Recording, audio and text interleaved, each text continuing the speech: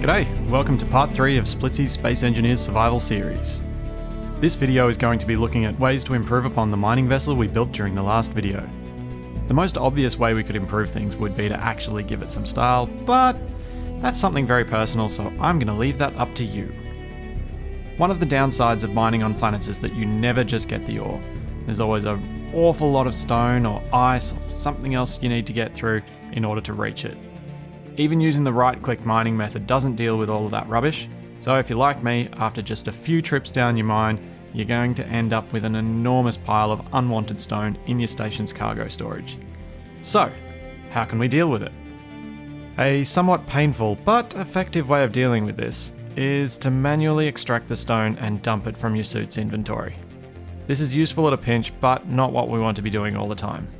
Instead of doing the work yourself, there is a way we can make the ship automatically dump out any unwanted stone or ice, or anything else really, using sorters and ejectors.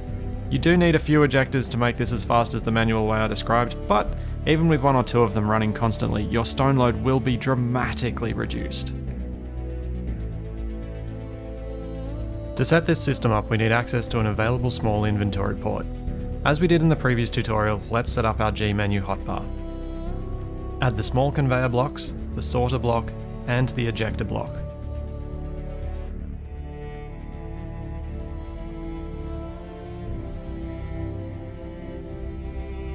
On the exposed part of the connector, place a conveyor block.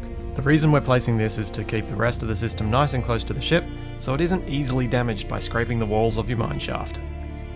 Follow the conveyor with a sorter block, so the arrow is pointing away from the port on the connector, then place a conveyor junction onto that. You may want to weld the junction now, as you're about to make access to it a bit difficult with some of the ejectors. Place an ejector on each of the available sides of the conveyor junction. We can make the system twice as effective by copying it on the other side of the ship.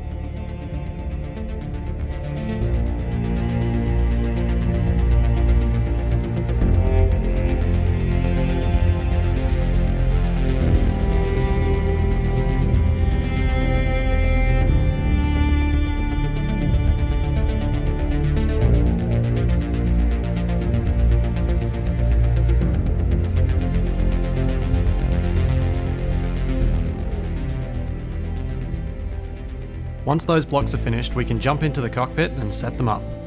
Go to the control panel and find the sorter. Set up the sorter so that stone is whitelisted. This means that stone is the only material that can pass through the sorter. You can get clever with these sorters in your base to make it so that items are automatically sorted into particular storage containers, but that's something for later.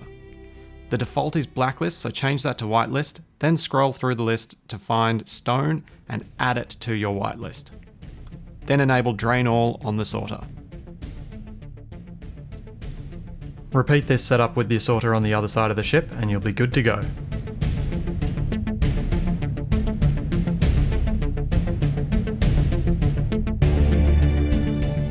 With the sorter set up, we can now go to the ejectors. Make a group with them so we can control their behaviour with the hotbar. Since our ship actually has some stone in it at the moment, let's turn our ejectors off before we set them up. Then set them to throw out and collect all. This is safe to do because the sorter will prevent them accessing any other items. With that done, that's all you should need to do for your ejectors to work. Because there may be times where some stone will be left in the ship as you return to base, and if you're anything like me, you'd rather not dump large blocks of stone on your shiny floor, we can add the ejector group to our hotbar with the toggle on-off option.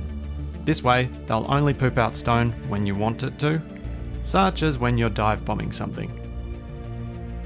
Since we have stone on board, we can actually check the ejector system right now. Let's turn them on and have a look at our inventory. We can see the amount of stone in our storage progressively being dropped out of the ejector ports onto the ground. And now that we've made an enormous mess on the ground, let's go make sure that when we drill new stone, the ejectors will continue to pump that out as well.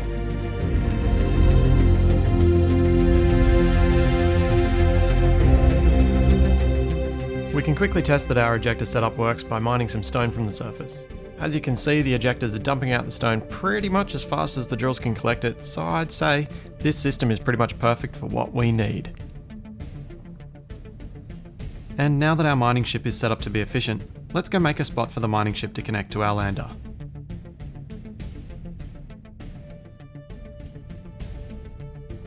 One of the easiest spots to set this up is on the conveyor junction just below your reactor.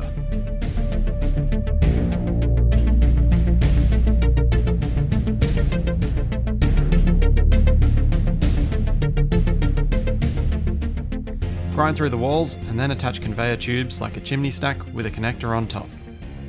This little setup is far from perfect. The lander should be on a fairly flat ground, otherwise the weight of the mining ship might tip it over. In a fixed station that wouldn't be an issue, so that's something we'll need to upgrade to later. If your landing gear on the lander are locked to the terrain, then it shouldn't tip over. But an important point to make here is that if you're playing in multiplayer, be warned, this kind of setup with your lander docked to the ground and a ship docked to the lander, it can often lead to explosive consequences that is better known as Clang or Lord Clang. If you're looking around the forums, Discord, Reddit, or anywhere where you see videos of the physics going wonky. This is a good point to note that there are two different types of conveyor systems in the game. There are the small conveyors and large conveyors. For the connector system on the large ship, you will need to use the large conveyor system, which is separate to the small conveyor system we were using on the mining ship. This means you'll need to add the large conveyor blocks to your G menu hotbar so that you can use them for this build.